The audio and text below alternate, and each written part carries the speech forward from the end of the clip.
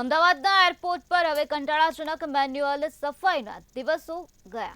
વધુ ટ્રાફિકવાળા વિસ્તારોમાં ટર્મિનલ અને ફોરકોર્ટમાં નવા ઇન્ટેલિજન્ટ રોબોટ્સ સુવિધામાં વધારો કરશે. એટલું જ નહીં, જરૂર પડે તેમાં વધુ વિસ્તારો ઉમેરવાના વિકલ્પો પણ ખુલ્લા રાખવામાં આવ્યા છે.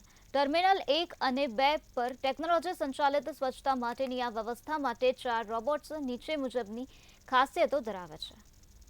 જેમાં ઇન્ટેલિજન્ટ ક્લિનિંગ રોબોટ્સની સ્થાપના, એસવીપીઆઈ એરપોર્ટની સુવ્યવસ્થિત જાળવણી અને ઓપ્ટિમાઇઝિંગ પ્રક્રિયાઓ માટેની પ્રતિબદ્ધતા દર્શાવે છે. સુગમ પ્રવાળ જાળવણીના ઉચ્ચ ધોરણોને સુનિશ્ચિત કરતા કુદરતી વાતાવરણની ખાતરી કરે છે અને સમયનો બચાવ કરે છે.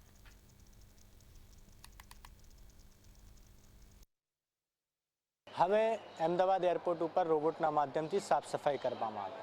હા, અમદાવાદ એરપોર્ટ ઉપર 2 રોબોટ ખુલ્લા મૂકવામાં આવ્યા છે. તે રોબોટના માધ્યમથી અમદાવાદ એરપોર્ટ ઉપર જે છે તે સાફ સફાઈનું કામ કરવામાં આવશે. સાથે જે વાત કરવામાં આવે તે એઆઈને ટેકનોલોજીના માધ્યમથી એરપોર્ટ ઉપર 8 થી 10 કલાક સુધી કામ કરશે અને સાથે કહી શકાય તે ખૂબ જ જે છે તે લોકો માટે ઉપયોગી પણ છે, કારણ કે જે રીતે જે કલાકોના સમય પણ બચત થશે અને સાથે કહી શકાય નવી ટેકનોલોજીના સાથે જે તે ખુલ્લું મૂકવામાં આવે છે. અને સાથે જનવરીના માહમાં જે છે તેનો ટ્રાયલ લેવામાં આવે છે. ટ્રાયલ સફળ ગયો પછી આજ રોજથી જે છે તે ફરીથી એકવાર જે છે તે ખુલ્લું મૂકવામાં આવે છે.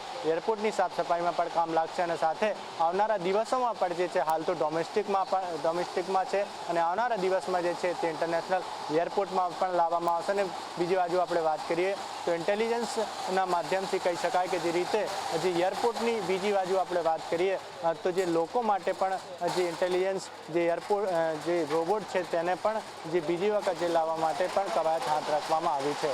કેમેરામેન જય જાનીન સાથે શિવાંશસિંહ, મંતવ્ય ન્યૂઝ, અમદાવાદ.